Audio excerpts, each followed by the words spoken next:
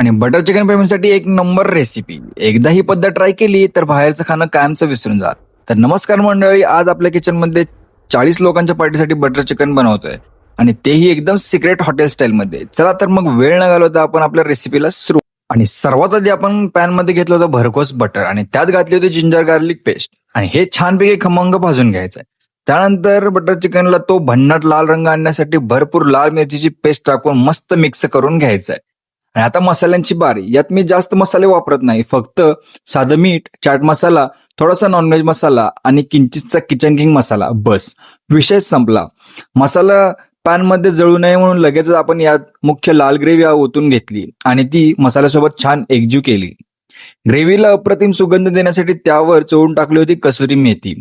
आणि हो, ग्रेव्हीमध्ये तो चटपटीतपणा आणण्यासाठी टमॅटो केचप अजिबात विसरायचं नाही बरं का. त्यानंतर रिचनेस वाढवण्यासाठी घातला होता थोडासा खोया आणि चीज. हे सर्व छान मिक्स होताच तोवर आपण यात लगेचच व्हाईट ग्रेव्ही देखील टाकून घेतली. आता बघा या ग्रेव्हीची परफेक्ट कन्सिस्टन्सी आणि टेक्स्चर.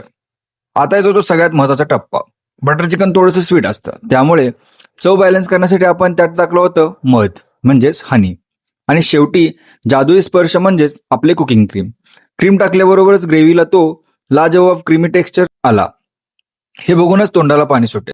आणि सगळ्यात शेवटी फायनल टच म्हणून आपण टाकलं होतं ते म्हणजे भरपूर बटर. कारण बटर चिकन आहे तर बटर हे पाहिजेच.